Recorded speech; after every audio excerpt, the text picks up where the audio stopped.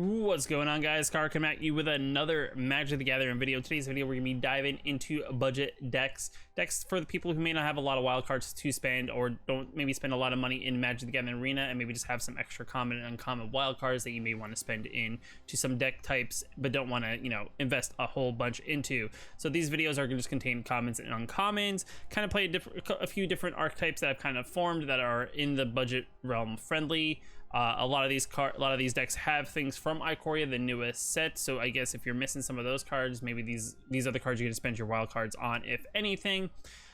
I don't know about you guys. I have a few extra common and uncommon cards, but I've invested a little bit of money into the arena, so I can understand me having X amount of extra common and uncommon wild cards. But guys, let me know in the comments below if any of these deck lists helped you out. Maybe they expose you to a new archetype that you haven't played before.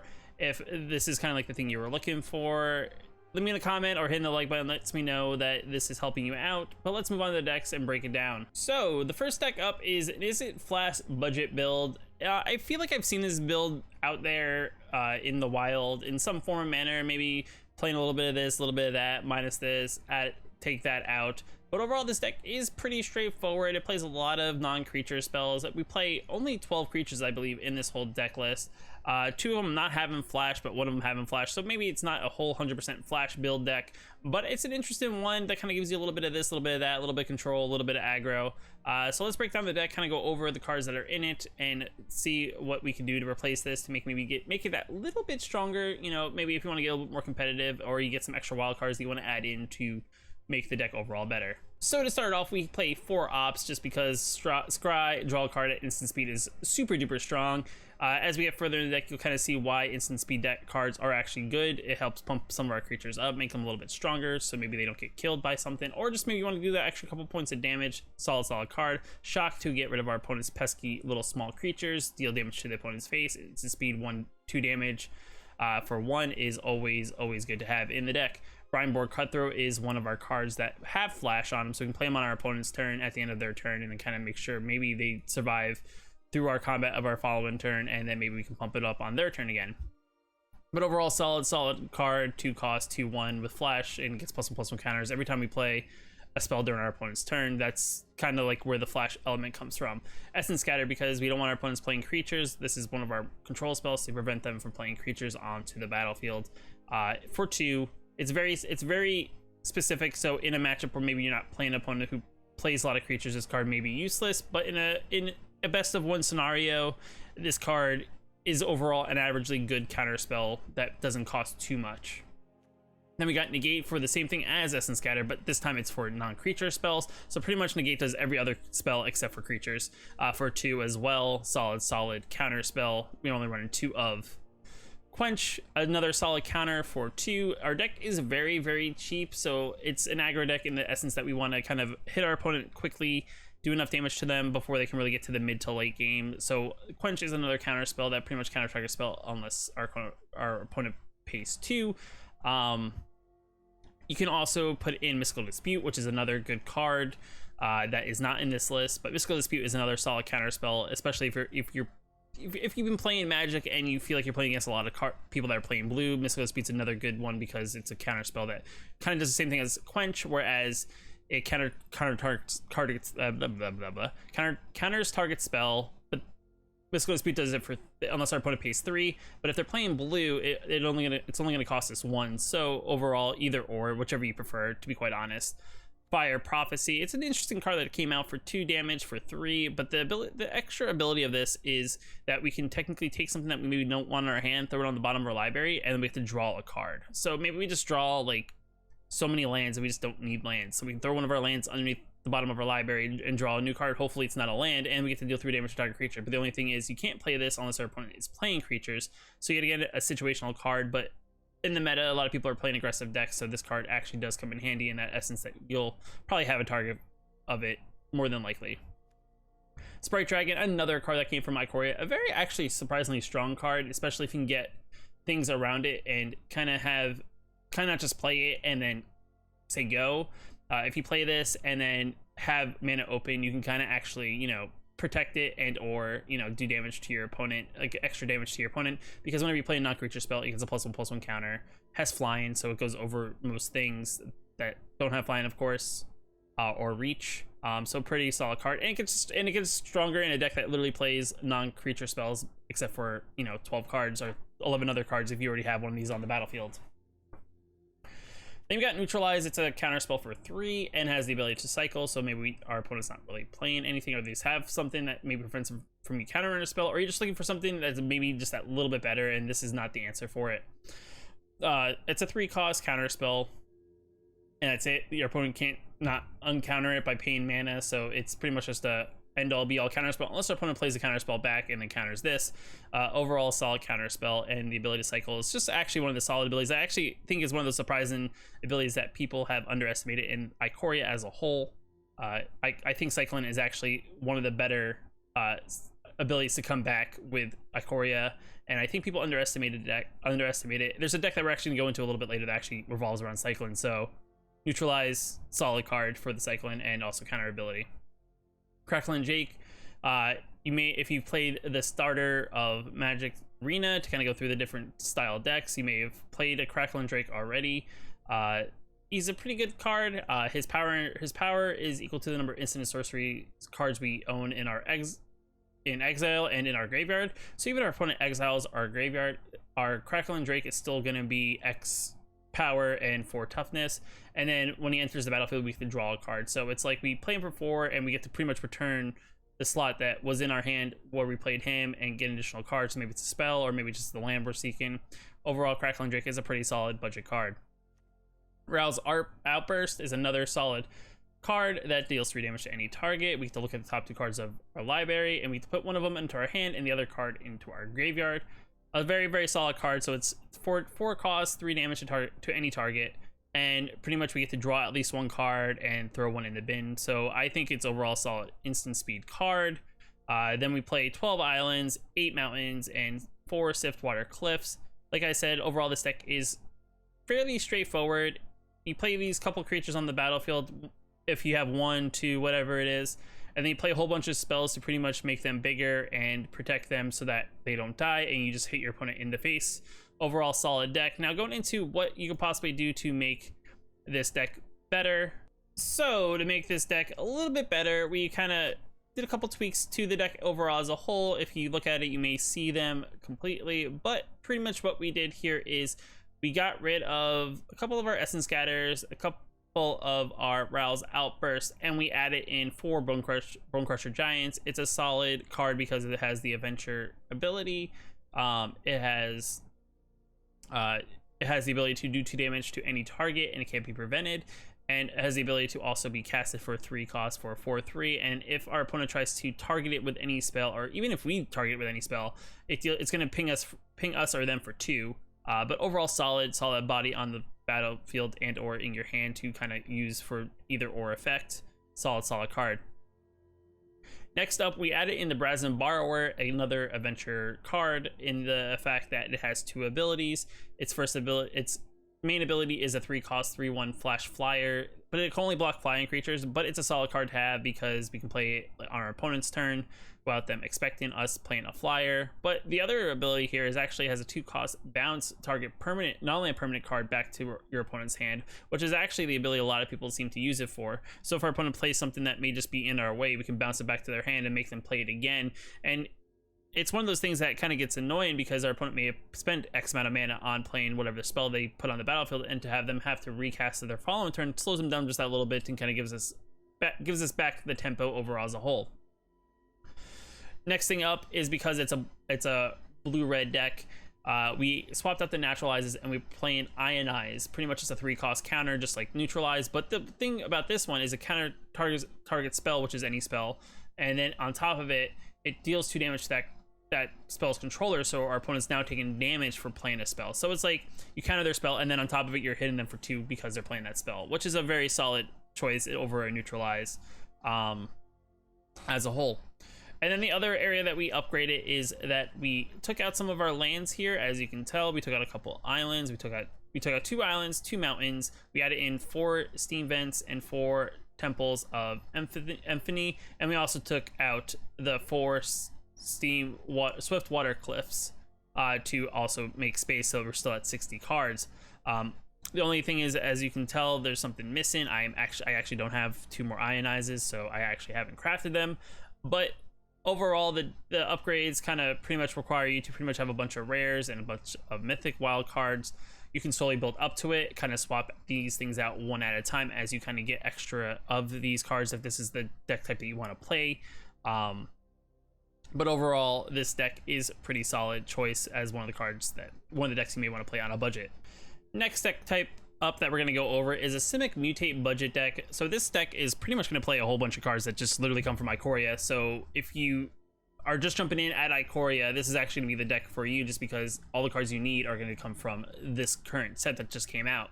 Other than I think maybe 1 card or 2 cards, but they're commons, so that's the one benefit. You don't have to spend hopefully too much wild cards to have to get it. I know when you first start off, you don't have a lot of budget in wild cards to spend on making cards that you're missing, but if you have some cards that you may have gotten from playing Ikoria and stuff like that, this is another deck that is going to help you. So to start off the deck, we are playing a rare, though you can play this deck without the rare. The rare is the Yumori, which kind of helps this deck just that little bit more, but you can eventually build up to getting a Yumori, because this deck is just a creature base deck that you can get. If you can get the 1 rare wild card to play the Yumori, you can then add it as your companion. If not, the deck still works if you don't have Yumori as your companion. So that's the first thing. So Yumori pretty much makes all our card type that we choose as it comes into the battlefield cost 1 less. So when we play them for 4, it's going to make our creatures, because it's a creature based deck, cost 1 less mana. So pretty much if a creature costs 2 mana, or 2 mana like 1 blue 1 white, or 1 blue 1 colorless, it's going to cost just the 1 blue. I believe this also makes it doesn't say can't go less than 1, so if we have a creature in our deck that costs 1, it's going to cost us 0. I'm not 100% sure, I haven't tested it, but it doesn't say anything about not costing less than 1, so I would assume that to be true. So Yumori is a pretty good starting card. I mean, the other thing that's crazy about companions is the fact that you start with them in your hand, essentially, but they can't be targeted or anything like that. They're just kind of there, so when you're ready to play it, it's just there for you to play it. So on turn 4, if you want to play them on turn 4, you can play your Yumori and get them on the battlefield, which is a big advantage. But other than that, let's dig into the deck and kind of see what else the deck consists of that is going to get us going. So we got the Grazers yet again. It's a good solid 3 body with reach that when we do play him, we get to put a land card from our hand onto the battlefield tapped. So if we play him on turn 1, we're already at 2. And so as you can kind of get the idea, it's kind of one of those things to play a land and then we have to play additional land for it. So turn 1 is the ideal time you want to play a Grazer, but even in the late game, he's a solid 0-3 blocker with reach. So overall solid card. Mysterious Egg is another card that whenever this card mutates, it gets a +1/+1 counter, so it's a 0-2. If you can get something on it pretty quickly, it will be at least a 1-2, if not more. And then on top of it, if you don't understand mutate, you'll get the ability of this card, plus you get the ability of whatever the mutate card is on top of it or below it. More than likely, because it's a 0-2, you're going to put the card you're going to mutate onto it on top of it to make it just that little bit stronger, and then every time that card mutates, it gets into +1/+1 counter and the other static effect. Then you got the Poliwag Symbiote, which makes our creature spells cost 1. Each creature spell you costs 1 less mutate if it has mutate. So as you can tell, our deck is all creature spells, so all our spells are now going to get even cheaper than they already are. So a lot of our end game spells are going to get cheaper. Our Yumori's not going to get cheaper, but any of our mutate cards are going to get cheaper. And on top of that, whenever we cast a creature spell, if it has mutate, we can draw a card and discard a card. So we can think a little bit deeper if we need something. So we can play a card with mutate. It doesn't even have to mutate onto something. We can just play a card with mutate. We're still going to draw and discard a card from this spell. Also, for it being a 1/3, it's a decent body that also can be a blocker and get in front of one of our opponent's small creatures that may not have a lot of toughness, but it at least will absorb a blow or 2, depending on how quickly you can play stuff. Paradise Druid, just because it's a solid mana producer. On top of it, it has hexproof as long as it's untapped. Yet again, it's this deck also doesn't play any humans, so all our creatures we're playing are mutate targets. So we can mutate a Paradise Druid, which means as long as that creature's untapped, this creature's tapped, our Paradise Druid can't be targeted by a spell. So if we mutate on top of it, our opponent can't kill it by trying to play a kill spell. Only we can target with spells because it only has hexproof, which is like our opponents can't target it. Then we got then the Trumpeted Gnar is another card with Mutate. It's a 3-cost creature or 5-cost Mutate card, but whenever this creature mutates, you create a 3/3 beast token. So if we get it on turn 3 and we mutate something cheap onto it, we're gonna get a beast token every time that we play this solid card in a budget style Mutate deck. Then you got the Migratory Greathorn. It's a 4-cost card with a 3-cost mutate, but whenever this creature mutates, we get to search our deck for a basic land card and put it onto the battlefield tapped and then shuffle our library. When you have cards that have multiple effects on it, and we have multiple things that have mutate abilities, you mutate a lot, to be quite honest. You do these things multiple times, so it'll be one of those things that once you start going, it's pretty cool, like on how much you can do.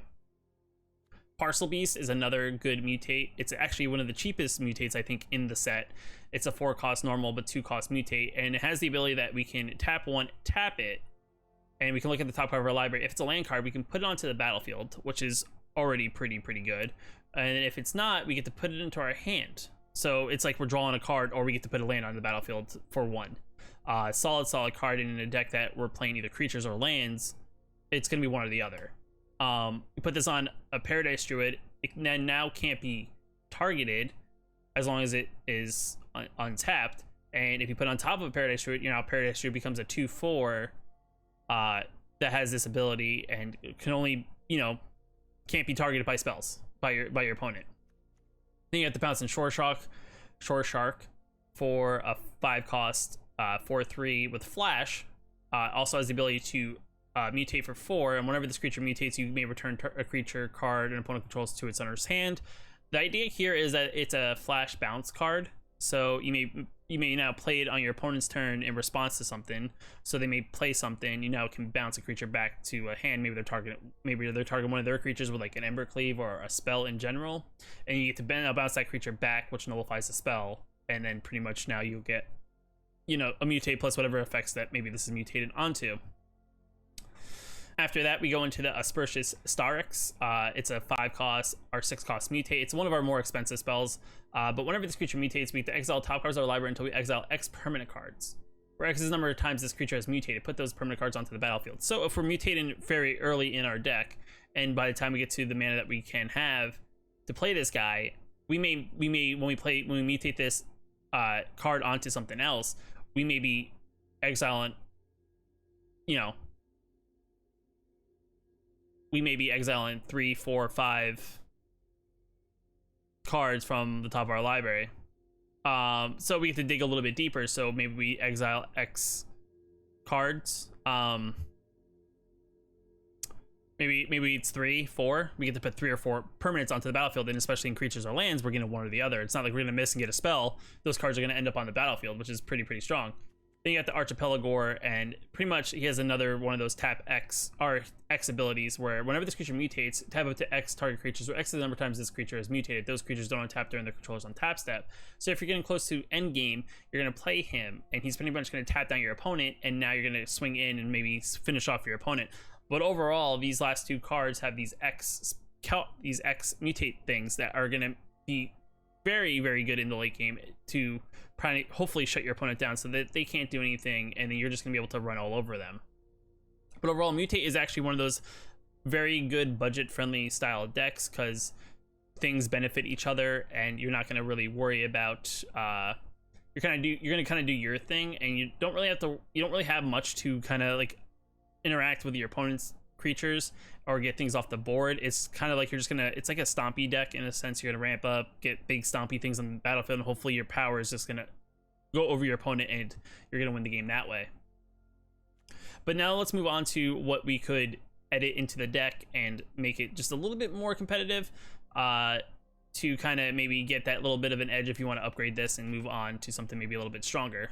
All right, moving on to what we upgraded and what we did to get to our upgrades. Pretty much what we did was kind of remove some of our maybe our weaker cards that like they're okay for the budget essence, but what we did was we added in a few extra kind of like powerful cards to kind of like just make the deck overall just kind of get a little bit faster and or just get things that kind of help our deck overall perform better.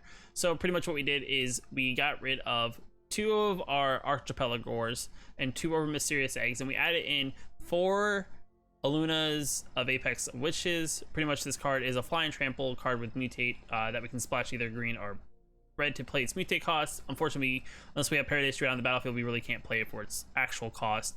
But this card, whenever this creature mutates, exile cards from the top of your library into exile a non-land permanent card, put that card onto the battlefield or into your hand. So pretty much you now get to do the same thing as our Starix, put it onto the battlefield and or put it into your hand. Maybe you got another Aluna and you don't want to, you know, have them kind of like kill each other, so you pretty much put it into your hand and you can either mutate it onto something else and do this effect all over again, or mutate it even onto this and actually get it twice, which is another thing. It's one of those crazy things that you can actually mutate another legendary card underneath a legendary card and it'll still stay on the battlefield, which is one of those crazy like legend, like around the legend rule that is technically in Magic. So another thing. And the other thing too is we got rid of the thing that produced the 3/3s and we added in some end raise forerunners. So when we play that Starix and maybe mutate the Starix to get the trigger effects, we dig a little bit deep enough to get our end raise runners, give all our creatures +2/+2 vigilance and trample to end a turn to kind of finish them out. This is just like the let's end all be all finish our opponent overall kind of card. After that, we got rid of a couple islands, a couple forests, and we added in some breathing pools to kind of round out the lands to just make our lands kind of a little bit more in unison. You can also kind of maybe tweak some of the tap lands. Maybe you want to get rid of some of the green and blue tap lands and just put in a couple extra forest or islands if that's the way you want to run it.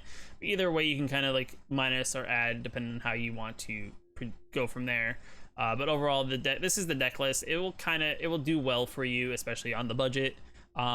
Maybe you eventually add in some other colors, splash colors, maybe get some triomes, maybe add in now red and go like Teamer Mutate style, who knows. But this deck overall, Mutate's a fun thing to play, especially when things are going your way and you're mutating like this and that and this and that. Gets very fun and very annoying to your opponent very, very quickly.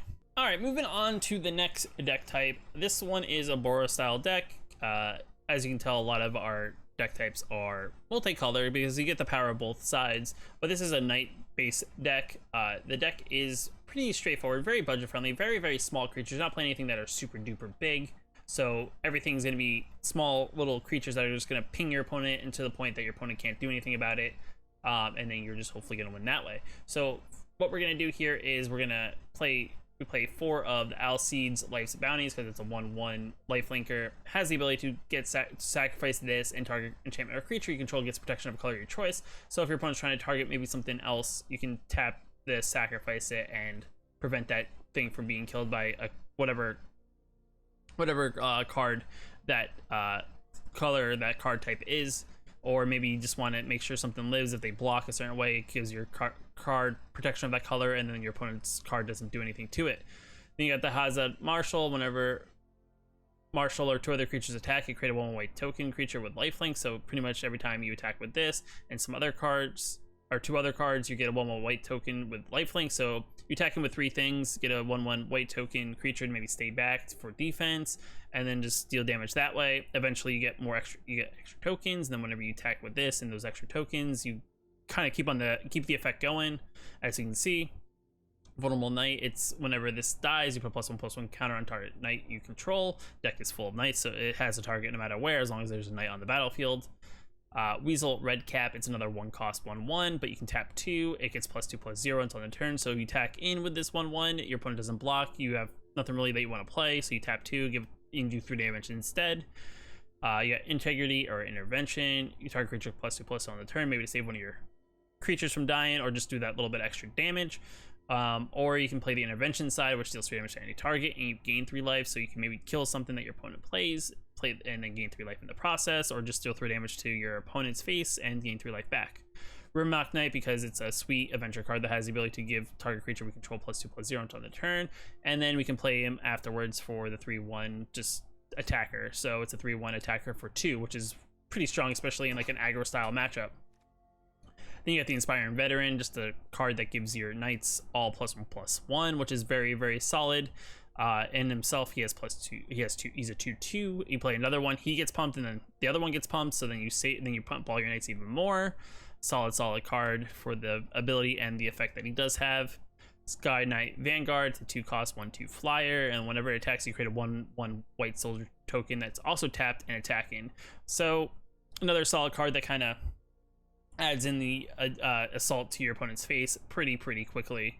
After that, you get the 3 cost 2/2 flying haster Sky Knight Legionnaire, another solid flyer haster, hit your opponent in the face card that just does damage. After that, if you get to 3 and draw this, Heraldic Banner enters the battlefield, choose a color. You're more than likely going to choose white.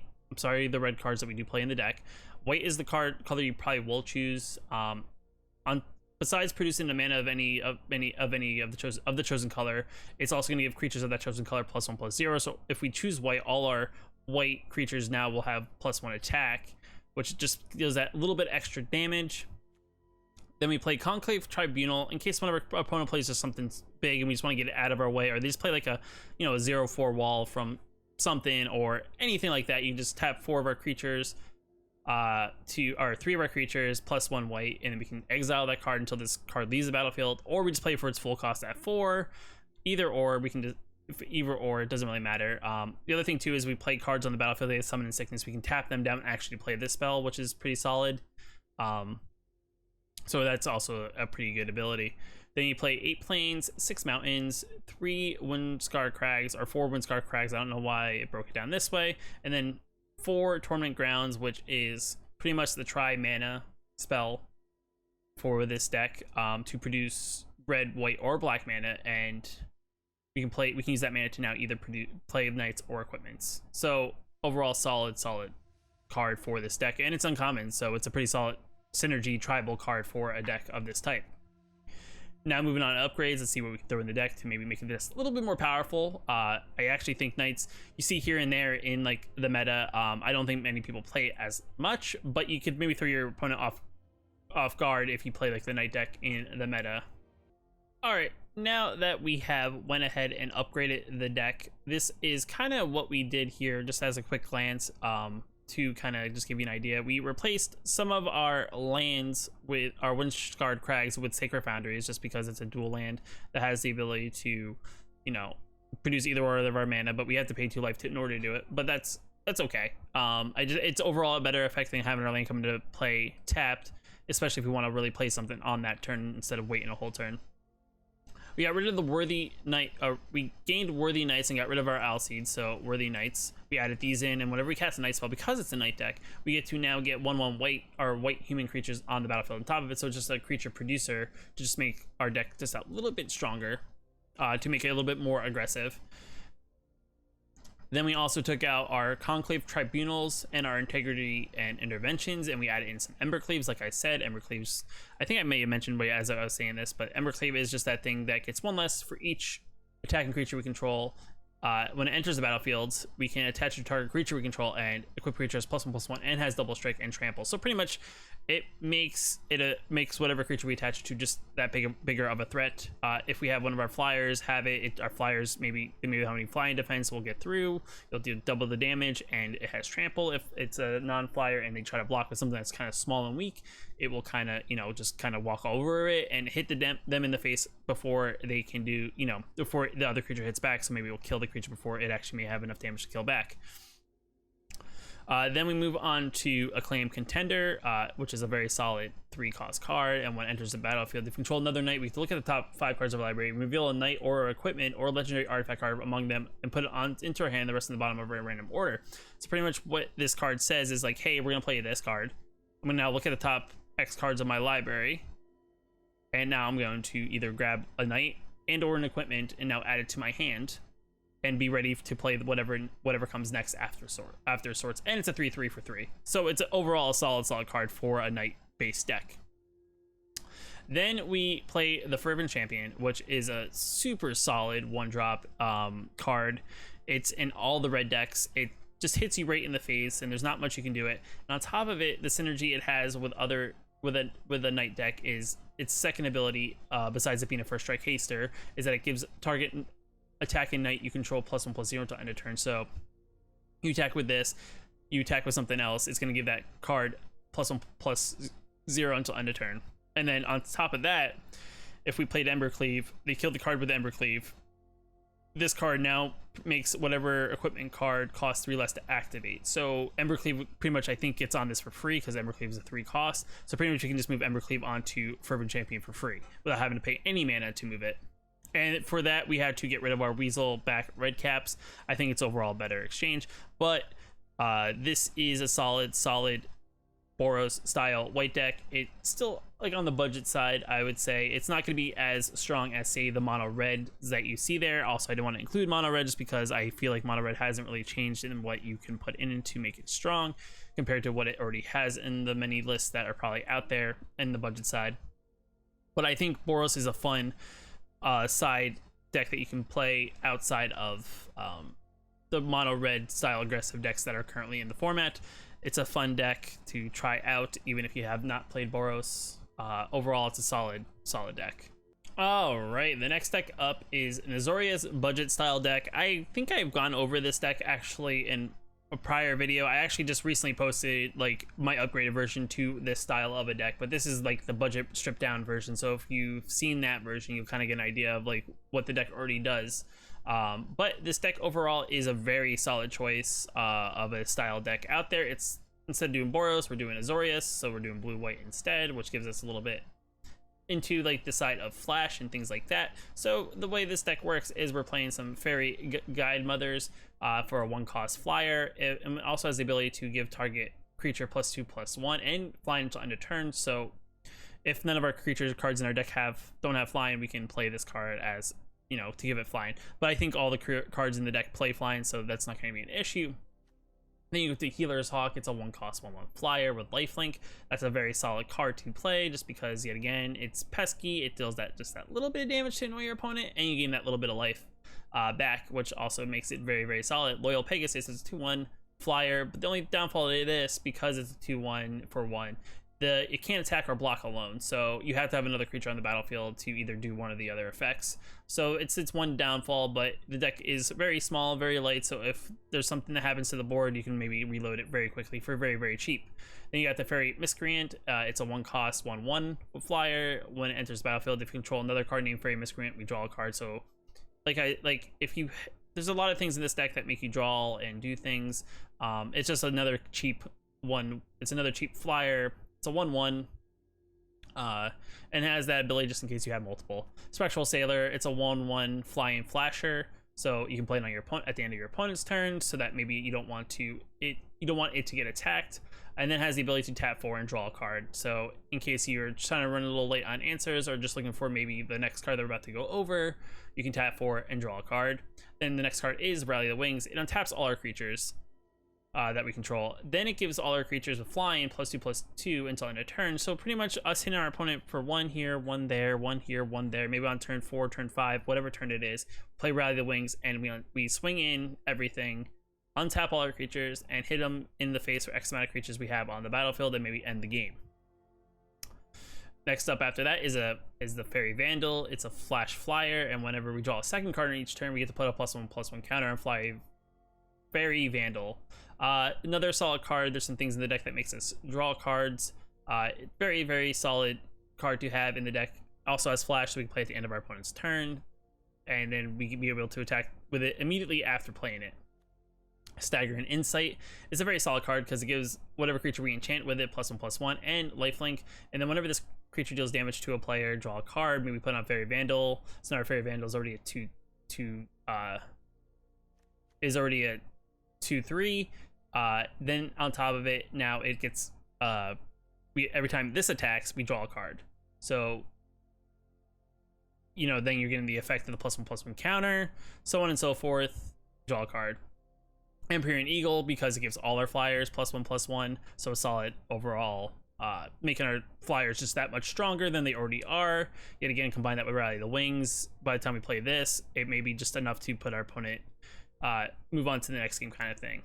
Then you play Jubilant Skybounder. It's a very solid card. I think it has flying itself. It's a 3-cost thing, but creatures we control with flying, spells that opponents cast to target creature we control cost 2 more to cast. So if they try to even burn one of our little small flyers, they have to pay whatever the mana cost is plus 2. So it makes it more of a pain in the butt for them to target one of our creatures with a spell, because they'll just have to spend extra mana on it to do anything about it.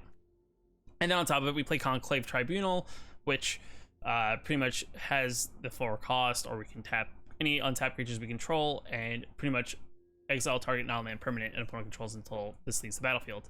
Solid enchantment to play in this deck. You can also play Banished and Light, but this one with the Convoke is actually very, very solid. 8 plains, 8 islands, 4 Tranquil Coves. The other thing you could add into this deck, there is, I think it's Rally of the Wings. Where is it? I'm actually very surprised this list I found for this didn't have it. There we go. Winged Words. This card is something you can put in here if you want to maybe just get rid of, if you just want to get that little bit more aggressive and just have the ability to draw 2 cards. It costs 1 less for each card we control, or 1 less if we control a creature with flying, and then we can draw 2 cards. So this card pretty much essentially for this deck could cost just 1 mana or 1 blue mana because of the amount of flyers it plays. But moving on to the upgrades, I'm actually just gonna swap to my actual Azorius deck that I did another video to kind of go over. So this is pretty much my upgraded version of the deck I just showed you. Nothing much really changes in the essence of what we add into it. It doesn't really become that much more expensive. We got the Healer's Hawks, the Loyal Pegasus, Spectral Sailors. I added in Hushbringers just because of Garudas, it pretty much, or anything that enters the battlefield, it triggers an effect. The only downfall is if your opponent's playing Uro and you have Hushbringer on the battlefield, it'll pretty much stop Uro from getting sacrificed when it comes on the battlefield. So the only downfall, but it's a 1/2 flyer with lifelink and stops the Garuda deck. So it's a very solid card to possibly play for 2. Also has lifelink. Rally the Wings, Skycap Sovereigns. This is a card that came out with Ikoria. It's a very solid card. It gets +1/+1 for each other creature control with flying. And on top of it, you can tap 4 mana and make a 1/1 white catbird creature token with flying. So in case maybe you're running a little late on creatures or don't really have anything in your hand, you can just tap 4 mana, make a creature with flying just to give this that one more point of damage. Solid. Brazen Borrower just for the bounce effect, and also a flash flyer. Very solid card as well. Winged Words, like I said before, it's a draw 2 for cheap if you have a flyer on the battlefield, and this deck runs a whole bunch of flyers. Emperor and Eagle, we already know. Jubilant Skybounder. I added 2 more in compared to the list. I know there's many things that you can swap and do this and do that. It's up to you really what you want to do when it comes to like what you want to add in, maybe rare wise. And then on top of that, I added in 1 Sephara. You can also add in more if you really want to, but she's a 7/7 flyer with lifelink, and we can tap 1 white and tap 4 untapped creatures we control with flying rather than pay her mana cost, and then other creatures we control with flying have indestructible. So maybe by like turn 3, turn 4, turn 5, whatever turn you have 4 cards on the battlefield, tap 1 white and tap 4, you play her, kind of like the Convoke card for before, and then you have a 7/7 flyer, and all your creatures other than her have indestructible, so they can't board wipe or do anything to wipe the board, because they would have to play 2 in order to have your cards go off the battlefield. Other things you could probably add, not really thinking of too much, but this is kind of like where you could go with the Azorius deck, and it's actually, Azorius is a very solid, I think, underrepresented deck in the meta currently. From my video before, I actually like just rolled through who I played, and overall just got from gold tier rank like 3 all the way up to platinum rank 4 in one video. So overall solid deck and gets you wins pretty quickly. All right, and now going on to the last deck that is probably the best deck that is currently in the format. This deck, you really don't even need to upgrade if you really don't want to. The list here is probably just as good as the list if you were to make some upgrades to it, and that is the Cyclone deck that has come out of Ikoria. Overall, this deck is very, very strong.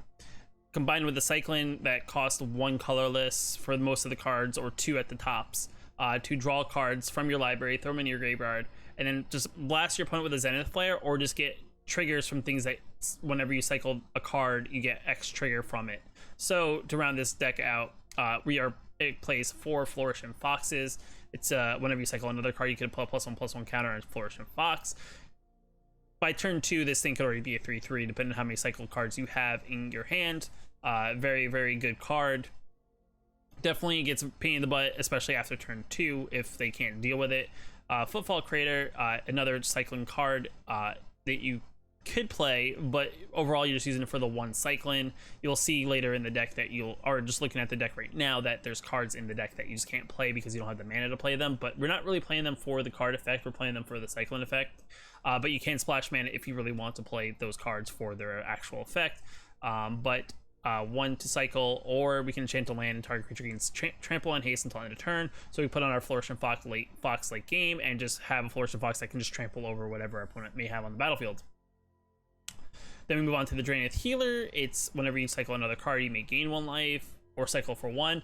Unless you're playing mono red, you're more than likely going to just cycle this card, because the goal is to just make anything else trigger their cycling ability, and a 1 cost cycling card is just is super duper strong. Like, paying 1 mana to just draw a card by discarding this card is just an overall strong ability. Then you got Valiant Rescuer, another solid card. This card you may play as your actual creature. Whenever you cycle another card for the first time each turn, you get a 1/1 creature token on the battlefield. You can also cycle it for 2 if you really don't want to play it. But if you don't have a Flourishing Fox, I would say the Valiant Rescuer is probably your second best option to have on the field. And like I said, the deck has a ton of cycling cards in it. I think every card except for Zenith Flare has cycling or the lands, so you can pretty much cycle anything, and as long as you do it like at least once per turn, like on your turn and your opponent's turn, you'll eventually start creating this 1/1 soldier token army pretty quickly. Unless they have a board sweep, they're not going to be able to do anything about them, and you're just going to be able to get a whole bunch of creatures and attack your opponent's face. I got Startling Development. Yet again, this is the first card that is a different color than the mana we may have. So we're using just for the cycling of 1 to just cycle more and more. But if you do splash blue mana, you can turn until end of turn, target creature becomes a blue serpent with a base power 4/4. So maybe you just want to protect something that maybe just getting targeted by a spell like a Flourishing Fox before you can pump it. You can make it a 4/4 instead of it getting killed. Then you move on to the Drained Stinger. The third best option, I think, to put on the battlefield outside of the healer and the rescuer and the fox. Whenever you cycle a card, you get to deal 1 damage to each opponent. So every time you cycle, you ping your opponent 1 to the face. Or you can cycle it for 1, and it's a 2/2 for 2. Go for blood. Maybe your Flourishing Fox has gotten bigger. You can either go for blood, where your target creature control fights target creature you don't control, or if you don't want to like risk your creature getting killed, you can always just cycle it for 1 and just keep on cycling. Then you got Memory Leak. Target opponent reveals their hand. You choose a non-land card from it. That player's graveyard or hand, and exile it. Like I said, we're not splashing black. I don't even think some of the lists that are even like slightly upgraded compared to this even run any black to even play the Memory Leak. It's just there for the 1 cost cycler, to be quite honest, at this thing. Then you got the Frost Veil Ambush. It's a 5 cost. More than likely we're not playing this even in the upgraded version, but we're using it for the 1 cost cycling ability. Boon of the Wishgiver, yet again, 6 cost spell. We're using it for the cycling ability. We're not using it for its draw 4 for 6. But when you're doing all this and you're hitting your opponent for like 1, 2, 3, 4 damage, maybe by turn 3 or 4 or 5, they're at like 10-ish health, but you've been cycling the whole time. You then drop Zenith Flare, and this is the card that just finishes the game. Zenith Flare does X damage to any target, and you gain X life, where X is the number of cards with cycling ability in your graveyard. So maybe your Flourishing Fox dies, and you've just been cycling the whole game. By turn 4 or 5, it's a good possibility, because everything other than our lands don't have cycling on them. You're gonna have like 10, 11, 12, maybe more cards in your graveyard with cycling. And pretty much this card is just going to finish off your opponent whatever life they have left, and you're just going to gain life. I mean, worst case scenario, if somehow the deck is playing slower and you just need to kill something that's very big, you'll more than likely on turn 4 have enough cards with cycling in your graveyard to just deal enough damage to kill it, and you'll gain X amount of life back. I would say maybe in that mono red matchup, that's the only time where maybe you're not being able to attack aggressively back at your opponent's face. I don't really know, but this deck overall, even with the upgrades, isn't much different. Alright, so pretty much this is the cycling deck with the upgrades. Overall, it's the same deck as before. plus or minus depending on what your flavor is of what you want to play. I think this is my list that I've ran. I think the only difference is I don't play as many footfall creators, and I play more Boon of the Wish Givers, and I just play 4 of all the bigger spells. I think the deck just runs the budget version just has a little bit less of that. But what I did here is I splashed in blue mana, and then we also played Loris. So Loris is probably the first thing you probably want to look for if you want to upgrade the deck, just because Loris, its ability is each permanent card in our starting deck has a mana cost 2 or less. None of our cycling creatures are more than 2, regardless of where the deck is upgraded, so we can play Loris. And then during our turns, when we cast 1 permanent card with the convert mana cost 2 or less from our graveyard, so if our Flourishing Fox dies, maybe we want our Healer or Rescuer or Stinger back from our graveyard, we can play it. Which just gives us an extra, creature on the board. Maybe we just want to pump out more tokens, or just get our Flourishing Fox going again and pumping him up. That is one of the minor upgrades that you can do if you want to just make the deck just that little bit better. Only other thing I did was got rid of a couple plains, couple mountains, added in the three Hollow Fountains, 3 Steam Vents, and 4 Sacred Foundries to just kind of give us more splash mana so that we could play some of our blue spells if we really were in a dire point. The only real blue spell that I think would be a benefit to possibly play would probably be the Startling Development, especially turn 2. Maybe your Flourishing Fox hasn't been pumped up that much, or maybe you don't want later in the game, maybe you don't want your Rescuer or one of your smaller creatures just to get targeted by a burn spell. You can then make it a 4/4 until end of turn, just to kind of prevent it from dying. If you're getting to the late of your game and you just don't have cards somehow in your hand, just because it's very surprising to not have a hand when you play a cycling deck, just because you're always drawing cards. You can always drop a Boon of the Wish Giver and just draw 4 more cards. But overall, we only splashed a mana in case we really want to play those things. Most of the time, you're cycling everything. This deck is probably the best budget deck that's currently out there. It's all over the meta if you haven't seen it already. It's just a very solid deck from head to toe, and it doesn't cost a lot to invest into if you really want to play it. So guys, that wraps up this video of budget decks that you may want to play in Magic the Arena if you're new, or maybe you're on the more of the free-to-play route, or just don't have a lot of wild cards to invest in any new decks. Let me know in the comments below if you're playing any of these decks, if any of these decks helped you get started in the arena down below in the comments. If you like this video, hit that like button. It lets me know that this video helped you out in some sort of way. And if you want to post more videos, hit that subscribe button, and I'll catch you in the next video.